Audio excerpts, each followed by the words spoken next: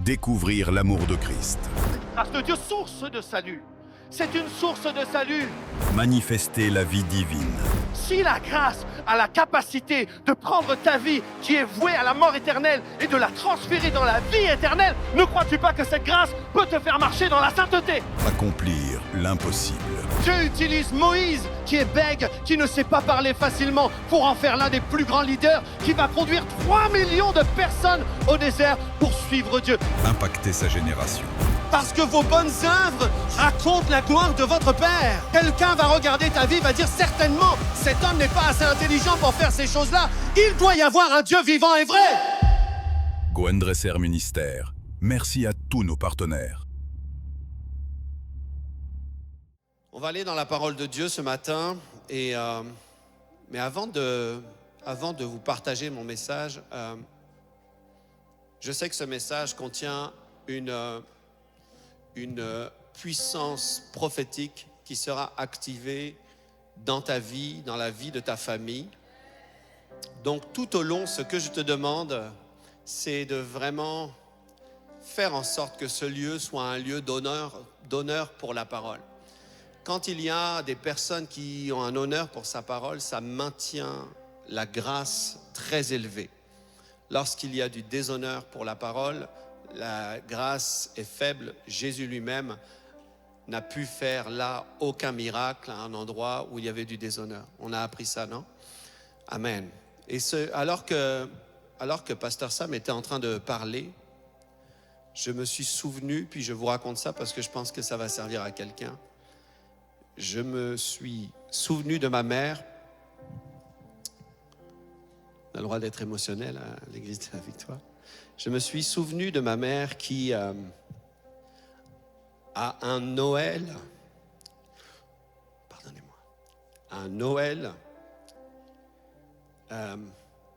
m'a offert une paire de chaussures et on avait toute la famille qui venait manger, fêter toutes les fêtes avec nous à Noël. Puis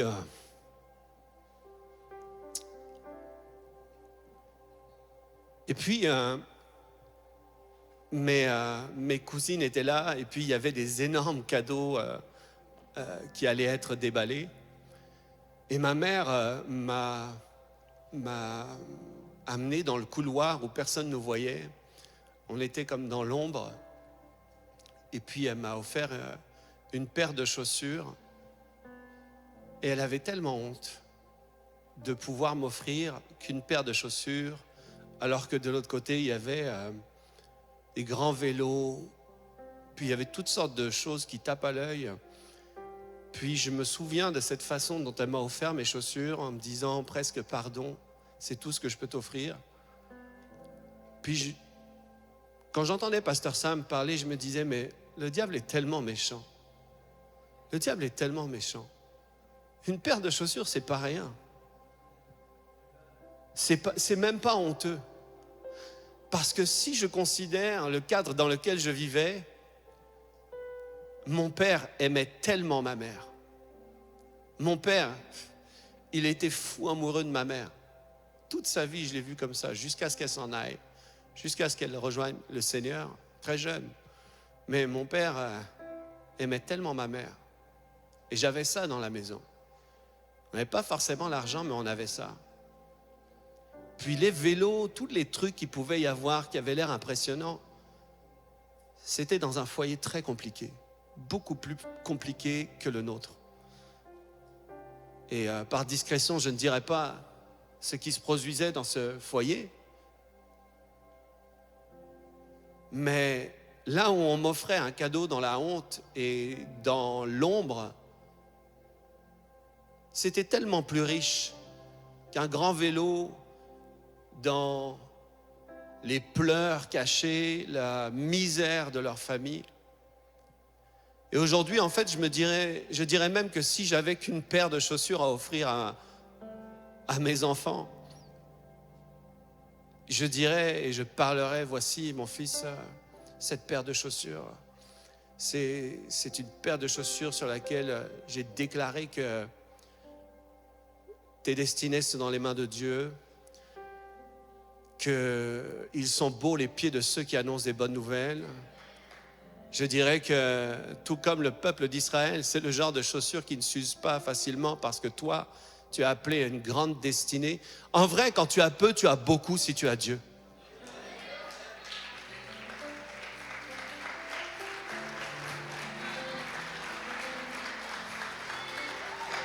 Quand tu as peu, si tu as Dieu, peu plus Dieu.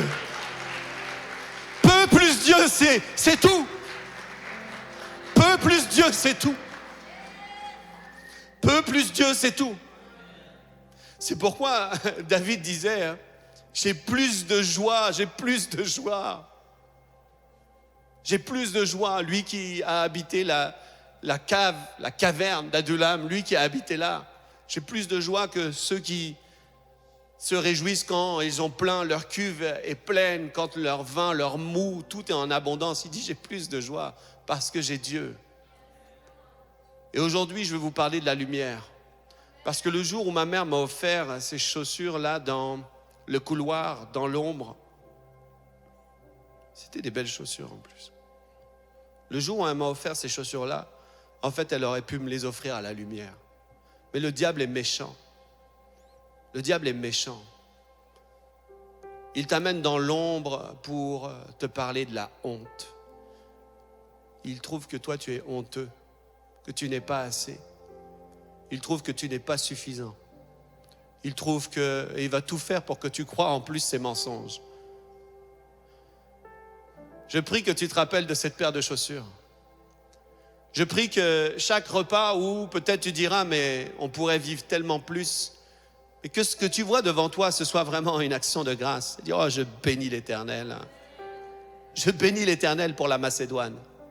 Amen. Amen. Ceux qui prennent le live maintenant ne comprennent pas. Que tu puisses regarder ce que tu as et bénir l'Éternel et remplir cette maison de lumière. La lumière, c'est un choix. Aujourd'hui, on va parler de la lumière. On va parler de vivre à la vraie lumière. Il y a tellement de choses dans ta vie que tu regardes comme une honte. Mais Dieu veut t'attirer vers la lumière. Il veut t'attirer vers la lumière. Amen. Tu es avec moi ce matin? Moi, je prie que ton foyer soit baigné de lumière. Tout à l'heure, Pasteur Émilie a fait quelque chose et je ne sais pas si c'est possible, mais j'aimerais ça qu'on puisse avertir les moniteurs. Une chose que Dieu m'avait montrée, puis que Pasteur Émilie a débuté tout à l'heure. Je crois qu'on va le faire aussi encore ensemble. On va prier pour les enfants. On ne sait pas parler, mais je l'ai vu en esprit. Puis Dieu m'a dit d'activer la lumière sur les enfants. Donc si on peut prévenir les moniteurs de finir un peu plus tôt et de venir nous rejoindre tout à l'heure, on va prier pour eux et on va parler la lumière sur leur vie. Amen. Quelqu'un peut le faire pour moi? Amen. Gloire à Dieu. Donc c'est possible qu'à la fin de cette prédication, il y ait plus de bruit. Et c'est correct, c'est aussi ça la lumière. Il y a des gens qui sont fâchés quand il y a du bruit. C'est vrai qu'on veut pouvoir être concentré, c'est vrai. Mais il y a des temps aussi où c'est les temps de la famille, c'est le culte des familles même. Donc il faut, d'un côté, il faut être organisé, gloire à Dieu. D'un autre côté, il faut savoir saisir les opportunités quand Dieu dit « Laissez venir à moi les petits-enfants ». Vous savez que les enfants du temps de Jésus, ils faisaient la roue. Hein? Ils faisaient la roue. Tu sais pas c'est quoi? Je vais le faire. Tiens mon micro, s'il te plaît. Non, c'est pas vrai. Et les enfants faisaient la roue et ils criaient. Et ils faisaient des bruits de prout aussi. Ils faisaient ça. Parce que les enfants du temps de Jésus, c'était des enfants. Amen. C'était les mêmes que les nôtres. Et pourtant, Jésus a dit, laissez venir à moi les petits-enfants. Et il n'a même pas sélectionné pour dire, non, lui, non. Laissez venir à moi les petits-enfants. Pas toi. Non, tous les enfants. Amen. Et on va parler la lumière sur eux. Et on a parlé la semaine dernière, l'apôtre nous a prêché un message très très fort. Si vous ne l'avez pas écouté, je vous encourage vivement à aller réécouter ce message qui nous parle ici de l'église d'Éphèse. Et on va retourner, si vous voulez bien, dans Apocalypse au chapitre 2. Apocalypse au chapitre 2, où on parle de... et il nous a tellement bien expliqué, c'était tellement beau. Et c'est une conversation que nous avons aussi depuis un moment. Ça fait un moment que Dieu m'a appelé à me mettre un peu en retrait pour passer du temps avec lui. Puis ça va faire bientôt 3 semaines que je suis en retraite, j'allais dire à la retraite. C'est comme ma chair a envie de dire à la retraite. En retraite. Avec mon épouse, nous sommes en retraite, nous passons du temps avec Dieu. Parce que, ultimement, tout ce que nous faisons dans la vie découle de notre relation avec Dieu. Et quand il a parlé de cette église d'Éphèse qui avait beaucoup de belles performances, hein, vous vous rappelez? Ils avaient beaucoup de belles performances. Et lorsqu'il dit ça, il nous a expliqué que, comme il est écrit, qu'ils avaient oublié leur premier amour, n'est-ce pas?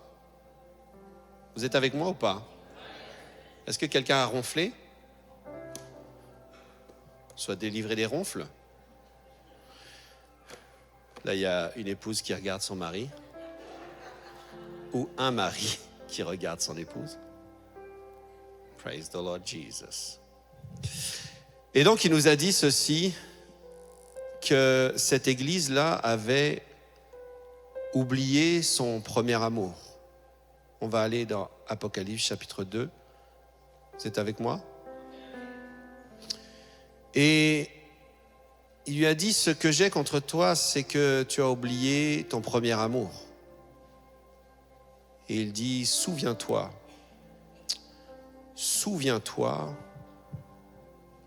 d'où tu es tombé, il me semble. Oui, souviens-toi donc d'où tu es tombé.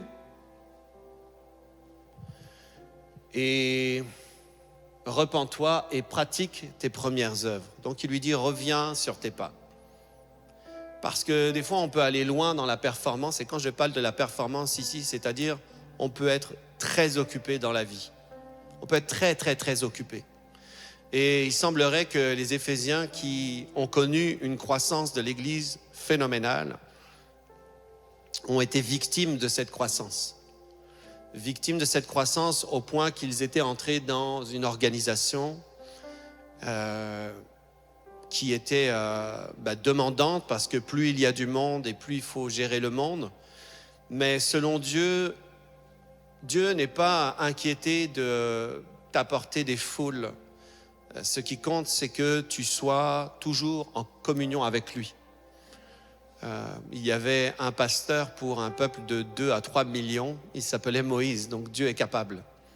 Dieu est capable de te donner les foules. Mais il y a quelque chose qu'il ne peut pas faire, c'est accorder sa lumière si tu ne passes pas de temps avec lui. Et ici, l'Esprit dit à l'église d'Éphèse que j'ai un problème avec toi parce qu'aujourd'hui, cette performance, ça te paraît comme une lumière. Ça a l'air d'être la lumière. Ton organisation, tes exploits, ça a l'air d'être la lumière. Et il dit, j'ai un problème avec ça. Et de toutes les églises à qui il a été communiqué quelque chose de spécial, certains des avertissements, ici l'église d'Éphèse, il lui a été communiqué un avertissement, on aurait dit sévère, on pourrait dire sévère, mais en fait on devrait penser plutôt un avertissement nécessaire. Et cet avertissement qui a été fait à l'église d'Éphèse, c'est que j'ôterai de sa place ton chandelier. Parce que le chandelier, c'est ceux qui portent la lumière, non? C'est ça? Il dit, on n'allume pas une lampe pour la mettre sous le boisseau, mais on la met sur ce chandelier. Et elle éclaire tous ceux qui sont dans la maison. Et Dieu regarde l'église d'Éphèse, il dit, j'ai un problème parce que comme tu as oublié ton premier amour, c'est-à-dire la dépendance à Dieu et la communion avec moi, le type de lumière que tu portes, c'est le type de lumière qui va éclairer les hommes. C'est-à-dire que les hommes vont être éclairés par le type de lumière que tu produis, et la lumière que tu produis, c'est une lumière qui existe sans Dieu. Et Dieu dit, j'ai un problème avec ça. Donc le chandelier qui est là, sur lequel on pose cette lumière, je suis obligé de le mettre autre part. Je ne peux pas être un support à ce type de lumière. C'est dangereux pour le peuple. Souvent, on va penser que c'est un avertissement à l'ange d'Éphèse, mais en fait, c'est un avertissement parce que c'est dangereux pour le peuple. C'est dangereux pour les gens d'avoir des leaders qui sont indépendants de Dieu et qui sont complètement engagés dans leur ministère, dans leur service. C'est dangereux. C'est dangereux d'être ce type de reflet pour l'Église. Et il dit, je serai obligé de l'enlever de sa place, ce chandelier. Parce que la lumière, c'est toujours pour éclairer les gens. Et frères et sœurs, il y a un type de lumière qui paraît comme la lumière, mais qui est ténèbre. C'est pas la lumière et les ténèbres. Il y a un type de lumière qui est ténèbre. Et ce type de lumière, par exemple, ici, c'est la performance de bien tout faire, mais sans Dieu. Tu comprends ça? Donc l'église d'Éphèse avait une bonne performance, mais Dieu ne peut pas garder ce type de lumière sur un chandelier. Tu sais, c'est comme, permets-moi d'utiliser cette illustration, c'est comme un couple qui fait tout bien, qui se parle bien, qui s'habille bien, qui fait en sorte d'aller au restaurant tous les mardis et qui en fait n'ont aucune communion dans l'intimité, qui paraissent très bien, au gala ils sont très bien habillés, mais dans l'intimité ce sont des étrangers. Il dit ici, vous donnez l'image d'un couple qui porte une certaine lumière, mais vous êtes en train de faire croire à d'autres et aux plus jeunes que le couple, ça peut être ça, alors que je veux que la lumière qui émane de vous, c'est celle de l'intimité. Je préfère que vous soyez un petit peu croche, je préfère que vous soyez moins organisés, je préfère que vous ayez peut-être une date, pas tous les mardis, mais une fois de temps en temps, mais que dans l'intimité, vous soyez les meilleurs amis du monde. Parce que c'est le type de lumière que je veux faire paraître chez les jeunes couples. Je veux pas que les jeunes couples te regardent, Pasteur Gwen, en disant « Ah, il faut avoir une belle cravate. Ah, il faut être un entrepreneur. Ah, il faut être comme si l'excellence. » Et la grosse tête comme ça. Je prie que je ne sois jamais ce modèle dans ta vie.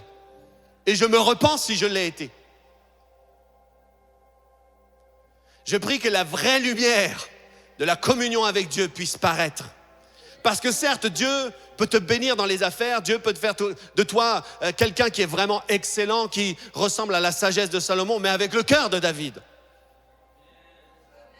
Amen. Et Dieu connaît dans le secret. Dieu connaît tellement dans le secret. Dis avec moi la lumière. Et moi, je prie vraiment que la lumière pénètre ta maison. D'ailleurs, c'est ce qui va se produire aujourd'hui. Cette lumière va intégrer ta maison et elle ne va pas quitter. C'est pour ça qu'on va parler sur les enfants. Oh non, c'est terminé ça. Toutes ces histoires de cauchemars, de peur, de terreur, de harcèlement. On va faire jaillir la lumière. Amen. Vous savez que la lumière, ça se parle, hein? Nous, on a toujours eu un contact avec la lumière qui est l'interrupteur ou allumer un feu. Mais pour Dieu, la lumière, ça se parle. Des fois, tu pourrais regarder ton enfant et dire « Non, que la lumière soit. Que la lumière soit. Je refuse ces ténèbres. » Il est dit ici, dans Matthieu chapitre 6 au verset 23. Regardez bien, Matthieu 6 au verset 23. S'il vous plaît, restez bien concentrés. Restez concentrés parce qu'il s'agit de recevoir la lumière. Il ne s'agit pas de se remplir la tête, il s'agit de recevoir la lumière. Il dit quoi? Il dit, mais si ton œil est en mauvais état, tout ton corps sera dans les ténèbres. Si ton œil, c'est-à-dire ton œil, vous savez quoi? L'œil, il ne peut fonctionner que s'il y a la lumière, n'est-ce pas? Hein? Prends ton œil, pas dans ta main. Prends ton œil, va dans une cave, un endroit où il fait tout noir, et tu verras que tu ne vois rien. Même si tu as un œil performant, même si tu n'es pas astigmate ou myope, tu verras que même avec ton œil performant, s'il n'y a pas de lumière, tu ne vois rien. Mais il dit, si ton œil est en mauvais état, tout ton corps sera dans les ténèbres. Frères et sœurs, beaucoup de personnes sont affectées dans leur corps. La maladie a commencé à prendre possession du corps parce qu'il y a un manque de lumière. Il y a un manque de lumière. Et le manque de lumière là, c'est Dieu. C'est Dieu. C'est la lumière de Dieu qui vient montrer que dans cet élément-là est un corps étranger. Il doit quitter mon corps. Mais il dit à partir du moment où on est sans lumière, il est fort probable que même notre corps soit affecté. Et qu'on commence à marcher avec cette anomalie dans notre corps comme si c'est normal. Et Dieu dit non, c'est un problème de lumière. C'est un problème de lumière. Et Dieu frappe à la porte de son église et il dit, en fait, le problème que tu rencontres en ce moment, le problème de ton couple, le problème de tes enfants, le problème de finances, le problème de santé, c'est un problème de lumière. Il manque de la lumière dans ta vie. Dieu te dit, il te manque de la lumière. Et comme il manque de la lumière, tu marches avec une anomalie. Et regarde ce qu'il dit ici. Il dit, si donc la lumière qui est en toi est ténèbres. Il dit qu'il y a un type de lumière qui est des ténèbres, frères et sœurs. C'est pas toute lumière qui est lumière. Il dit, il y a un type de lumière, c'est des ténèbres.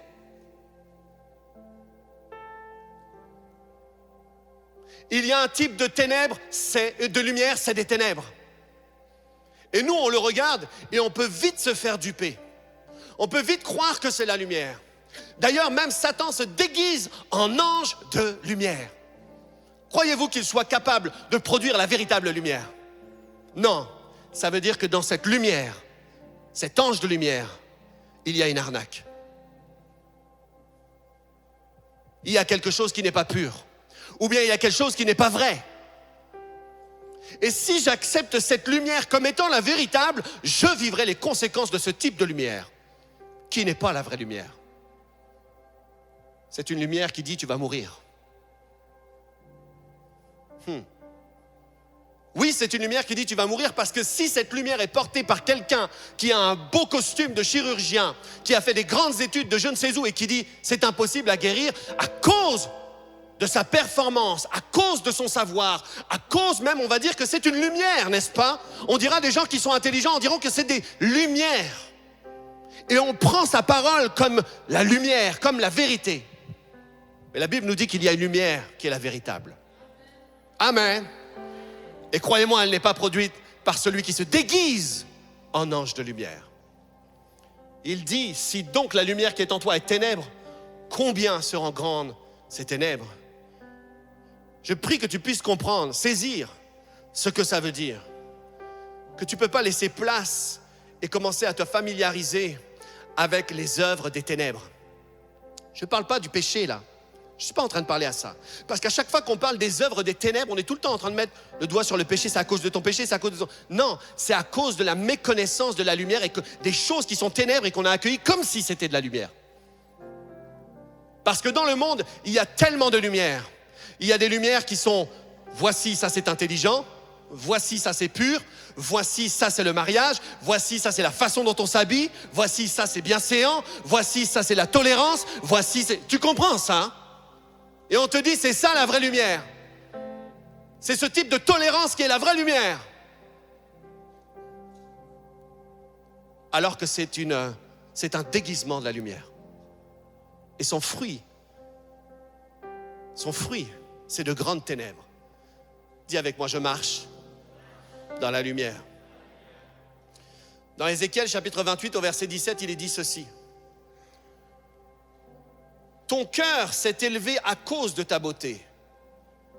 Tu as corrompu ta sagesse par ton éclat. Il dit par ton éclat. tu as été séduit par ton propre éclat, ta propre performance, ça a corrompu ta sagesse. Des fois, on a l'impression que la lumière peut nous montrer juste les belles choses, mais ce type de lumière vient corrompre même la sagesse. Lucifer était sage. Ici, on parle de Lucifer. Lucifer était sage. Mais dans sa communion avec sa propre lumière et sa propre performance, sa sagesse a été corrompue. Donc comment Dieu gère la présence des ténèbres? Comment Dieu fait? Genèse chapitre 1, versets 1 à 4. Ça prend pas longtemps pour savoir comment Dieu gère les ténèbres. Ça prend pas longtemps. Vous savez que Genèse chapitre 1, il est dit au commencement, Dieu créa. Au commencement, Dieu créa les cieux et la terre. Amen. Et regardez au verset 2 ce qui se produit ici. Verset 2. La terre était. Ici, vous devriez supprimer ça, mettre devint. Parce que ce n'était pas était, c'était devint. Le terme veut dire qu'il y a eu une anomalie. Il y a eu quelque chose qui s'est passé entre verset 1 et verset 2. La terre devint informe et vide. Dieu ne l'a pas créé comme ça. Et il dit quoi? Il y avait des ténèbres à la surface de l'abîme. Et l'Esprit de Dieu se mouvait au-dessus des eaux. Verset 3. Dieu dit que la lumière soit. Pensez-vous que Dieu était confortable avec les ténèbres? Qu'est-ce qu'il a fait? Ça s'arrête. Il a dit ça s'arrête maintenant. Dieu dit que la lumière soit. Dieu dit que la lumière soit. Et je déclare sur ta vie que la lumière soit. Que la lumière soit. Que la lumière apparaisse là où les ténèbres avaient commencé à prendre du terrain. Il dit que la lumière soit. Dieu sait gérer les affaires de ténèbres en disant non, que la lumière soit. Dieu dit que la lumière soit et la lumière fut. Dieu dit que la lumière soit et la lumière fut. Dieu dit que la lumière soit, puis il envoya ses anges qui ont dû préparer très longtemps, qui ont fait ça, qui ont performé ça, qui se sont organisés, et que la lumière fut. Dieu dit que la lumière soit. Il y a des choses, tu entres dans la chambre de ton enfant et tu dis que la lumière soit. Et la lumière fut. Amen. Il y a des choses, tu regardes ton compte en banque, tu dis, il y a des ténèbres là, que la lumière soit. Et la lumière fut. Ne mets pas entre que la lumière soit et toutes les choses que tu dois faire entre la lumière soit, que la lumière soit et que la lumière fut. Et la lumière fut. Ne mets pas toutes ces choses-là. Il y a des moments où il y a une accélération entre ce que tu déclares et ce qui arrive. Amen. Dieu ne blague pas avec ça. Dieu ne blague pas avec la présence des ténèbres. Il savait que ces ténèbres-là, vous savez ce que ça voulait dire, ces ténèbres-là? Ces ténèbres-là, c'était l'étendard d'un coup d'État. C'était le drapeau pour dire « Hey, nous avons fait ce que nous voulons ». Un étendard, un drapeau qui dit « Ici, c'est une terre occupée ». Dieu a dit « Ça n'arrivera pas ».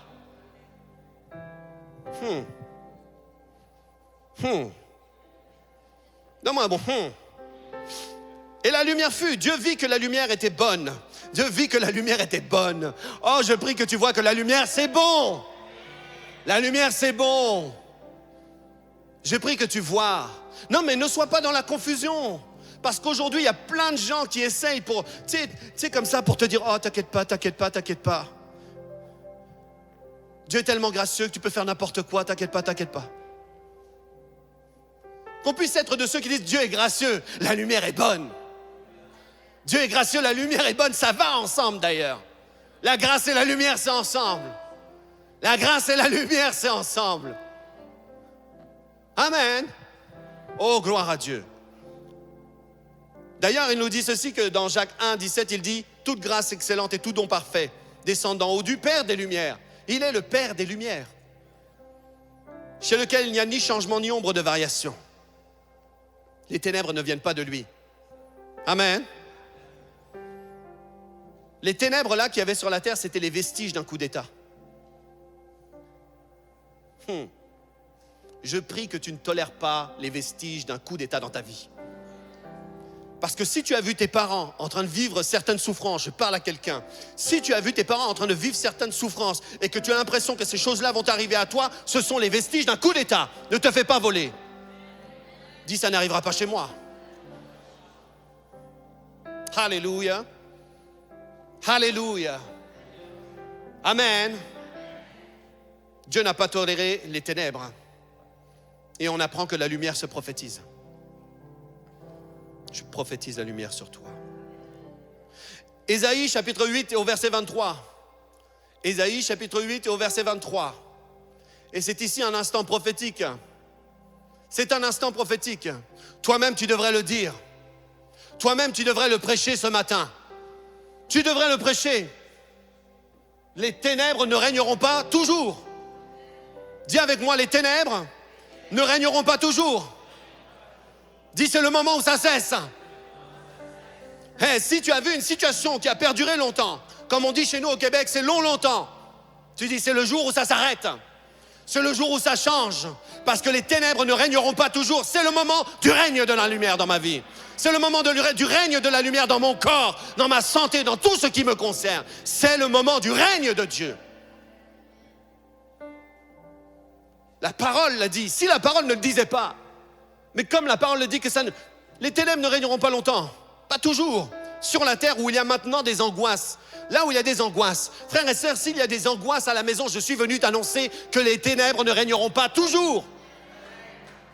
Cesse de regarder demain comme si tu allais vivre la même angoisse. Je suis en train de te dire que ça se termine aujourd'hui à l'église de la victoire. Je te dis que quand tu sors de ce lieu, cette situation, cette odeur même que tu sentais dans la maison, elle va disparaître. Il y a des gens qui n'aiment pas la lumière. Je vous dis qu'il y a des gens qui n'aiment pas la lumière. Et aujourd'hui, même ce voile de séduction disparaît de ta vie. Je te commande dans le nom de Jésus, esprit de ténèbres, de quitter ce foyer maintenant. Tu quittes ce foyer maintenant, dans le nom de Jésus. Dans le nom de Jésus. Ah, je te vois danser dans la lumière. Je te vois rire dans la lumière. Je te vois libéré de la honte dans la lumière. Alléluia. Il y a des gens qui pensent qu'on exprime sa louange toujours de manière cachée. Je te vois en train de le faire. Je te vois en train de le faire même en public, d'exprimer ta louange. Alléluia, alléluia.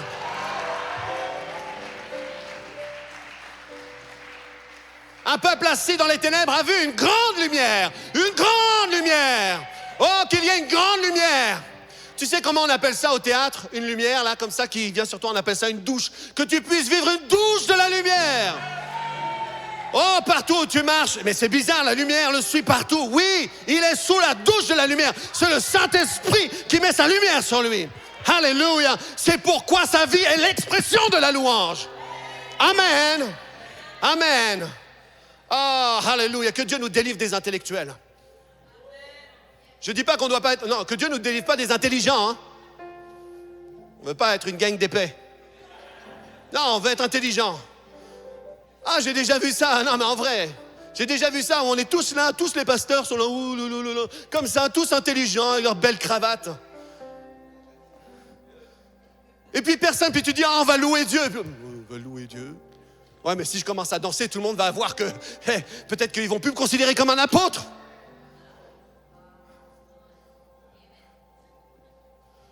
Franchement, que l'esprit qui est reposé sur David vienne reposer sur toi. Amen. Tu peux être riche, tu peux être intelligent, tu peux être sage, tu peux être prospère, tu peux avoir plein d'idées, tu peux être le premier, tu peux être la tête et non la queue, et pour autant, tu mets un vêtement de lin et tu commences à danser. Alléluia. Ah, l'autre jour, j'étais à l'hôtel et je me suis mis à danser, mais t'aurais pas voulu voir ça. T'aurais dit, mais c'est pas digne. C'est pas digne.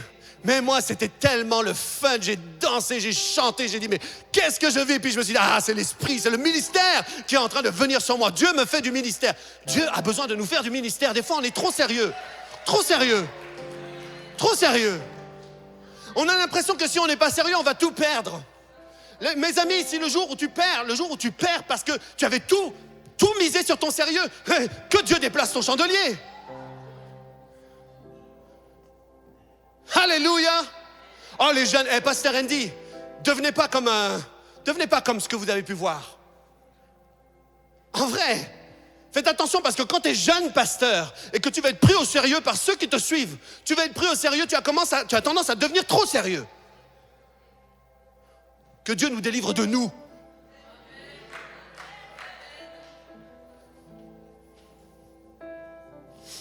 Oh, alléluia. Désolé pour les cris.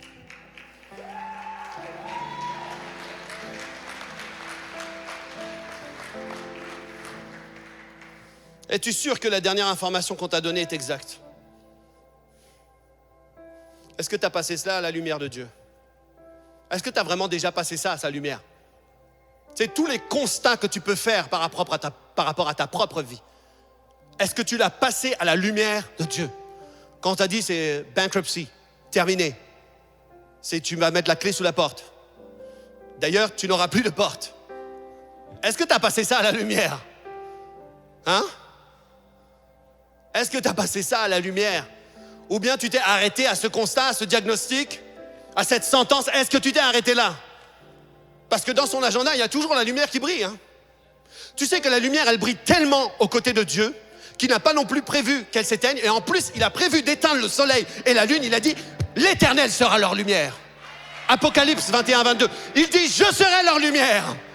Et tout ce que tu croyais même qui pouvait t'éclairer, le soleil, la lune, oublie ça. Moi, je vais m'occuper d'eux. Il dit même, oublie l'histoire du temple. Je serai le temple. Il dit, je serai le temple, je serai la lumière. Ça veut dire que ce qui existe dans une réalité, une dimension spirituelle, existe déjà maintenant. Elle existe déjà maintenant. Il y a un temple secret auquel tu as accès. Tu n'as pas besoin d'un homme pour y entrer. Tu viens dans sa présence et tu dis, oh Seigneur, je viens dans le temple que tu es. J'ai besoin de la lumière que tu es. Éclaire-moi. Les hommes ont dit que c'était la fin. Mais que dit la lumière? Il dit, hey, c'est juste le début, mon héros. Lève-toi. Lève-toi, mon bonhomme. Ah, lève-toi maintenant. Alléluia, lève-toi et que la gloire de l'Éternel se lève sur toi. Lève-toi car sa lumière apparaît sur toi. Il dit, voici les ténèbres recouvrent la terre, mais tu n'es pas une personne de la terre, tu viens d'en haut. Amen. Amen. Alléluia. Si j'ai dérangé ton sonotone, donne-moi la facture, je répare. Un sonotone? C'est pour écouter mieux. Il est dit ici dans Luc 15, où quelle femme, si elle a 10 drachmes, qu'elle en perd une, n'allume une lampe. Qu'est-ce que tu as fait la dernière fois qu'on t'a annoncé un truc qui te dérange, un truc qui te fait du mal, un truc qui te fait peur, un truc qui te fait honte? Qu'est-ce que tu as fait? Il dit que cette femme-là, elle dit, moi, je savais que j'avais de la valeur. Je savais que j'avais en possession de la valeur. Mais il s'est produit quelque chose, je l'ai perdu. Et peut-être que toi, tu penses que tu as perdu ta dignité. Peut-être que tu penses que tu as perdu ta royauté. Peut-être que tu penses que tu as perdu même la grâce, que tu as perdu ton salut. Tu sais ce que tu dois faire? Comme elle. Allume la lumière. Allume la lumière. Allume la lumière parce qu'il y a un miroir qui existe. Il s'appelle comment ce miroir? Comment il s'appelle ce miroir? Nous tous qui le visage découvert, contemplons comme dans un miroir la gloire du Seigneur Jésus. Nous sommes transformés en la même image. En la même image. Ce miroir-là, frères et sœurs, il ne se casse pas. Il ne se brise pas. Il a été brisé une fois pour toutes et puis il est ressuscité. Amen. Amen. Et à chaque fois que tu vas devant, c'est sa lumière qui paraît sur ton visage. C'est sa lumière. C'est pas la tienne. Hé, prends une douche de la lumière. Et une douche aussi, si ça fait longtemps.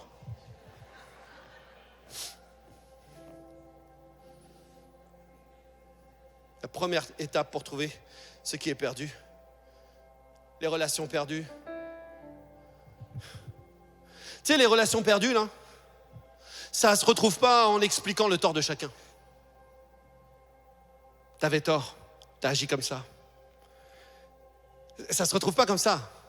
Écoute bien ce que je suis en train de te dire. Laisse pas ça tomber à côté. Parce qu'on a tous ici des relations. Amen. On a tous quelqu'un qu'on connaît. Et on a tous autour de nous quelqu'un qui n'est pas nous. Ça veut dire que c'est peut-être plus difficilement acceptable. Pour certains, même eux, c'est difficilement acceptable. Mais comme on a tous quelqu'un autour de nous, avec qui on peut avoir des problèmes relationnels, avec qui on peut avoir des choses qui sont comme cassées, perdues. Si tu commences à chercher, mais c'est lié à ton problème, c'est lié à ton problème, c'est lié à ta façon. Tout ça, vous savez que c'est une fausse lumière. Savez-vous que c'est des ténèbres, ça? Parce que, ultimement, ce qui se produit chez la vie de quelqu'un, c'est que cette personne-là a été harcelée peut-être depuis son enfance par le diable.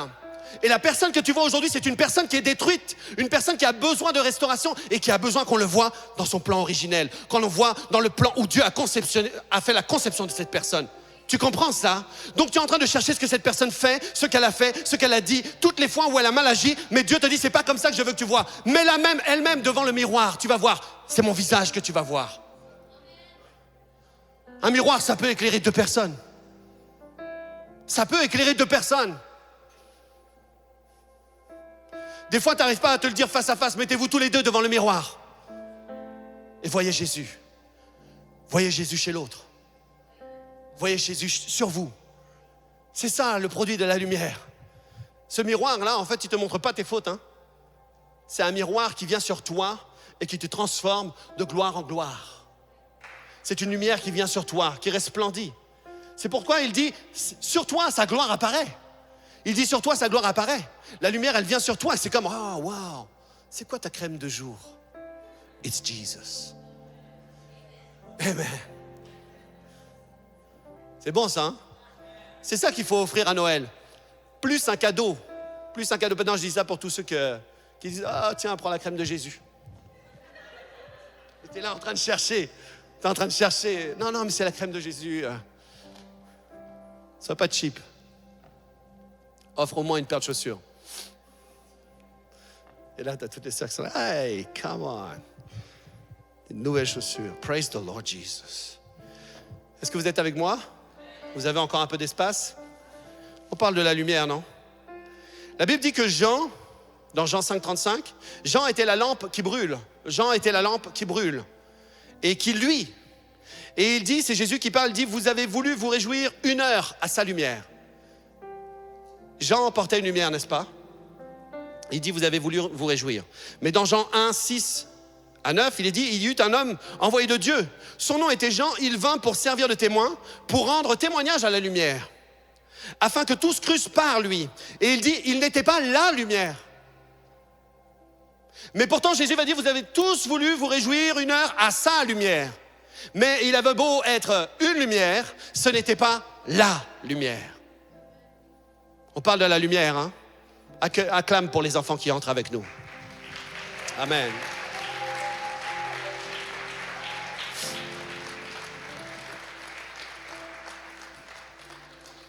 Jésus va dire ceci dans Jean 9, verset 5.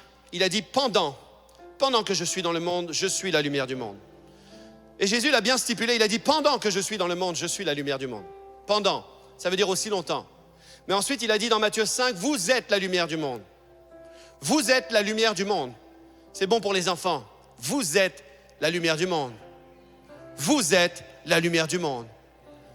Hallelujah. This little light of mine, I'm gonna let it shine.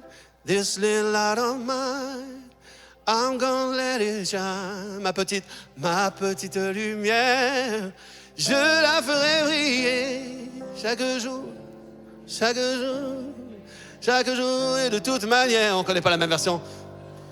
Je ferai briller ma grande lumière. Hey, hey.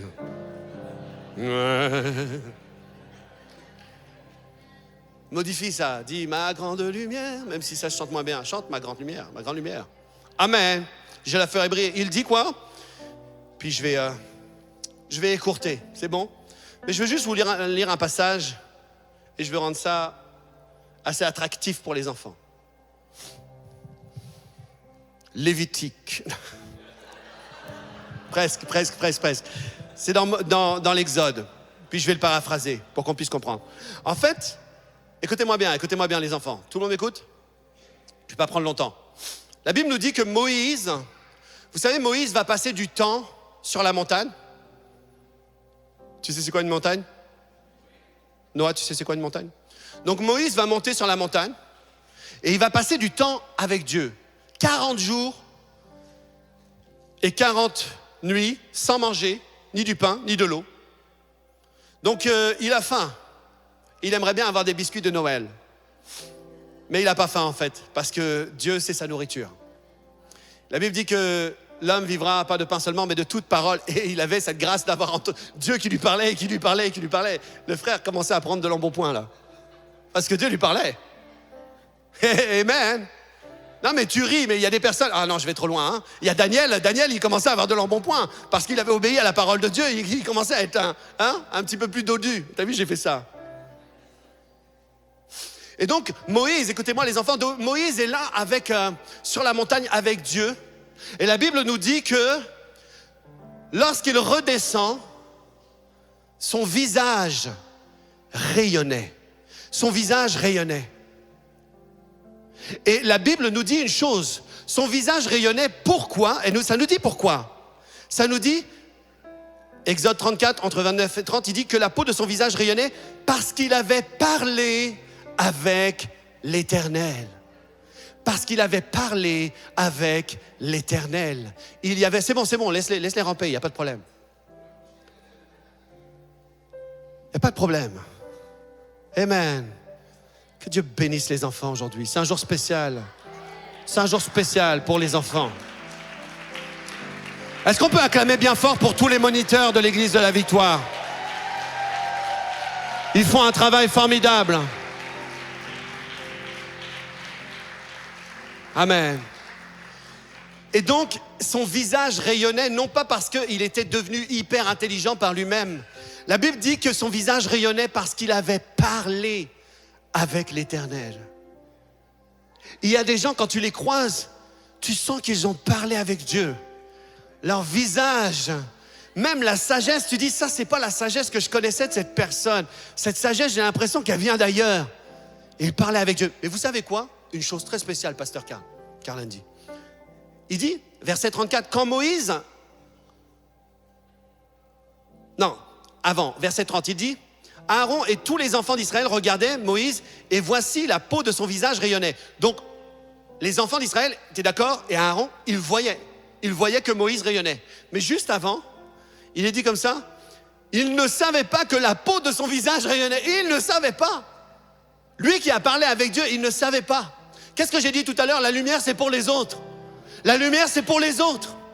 Toi, tu as besoin de parler avec Dieu parce que Dieu veut que cette lumière-là, elle vienne vraiment, elle représente vraiment ton premier amour. Que tu ne sois pas comme l'église d'Éphèse qui vient et qui présente une lumière, mais cette lumière, ce n'est pas l'exposition à Dieu. Donc il dit, il avait parlé avec Dieu, mais lui, il ne savait pas. Mais c'est les autres qui le voyaient, cette lumière. C'est les autres qui étaient bénéficiaires. Parce que la lumière, c'est toujours pour les autres. Que votre lumière luise ainsi devant les hommes, devant les hommes, devant les hommes. Amen. Par contre, comme Dieu t'a jugé digne de te propulser devant les hommes, tu ne peux pas montrer une autre lumière que celle où tu as parlé avec Dieu. Dis avec moi. Apprends aux enfants. Les enfants disent Amen. Et ici, il est dit quoi? Au dernier verset.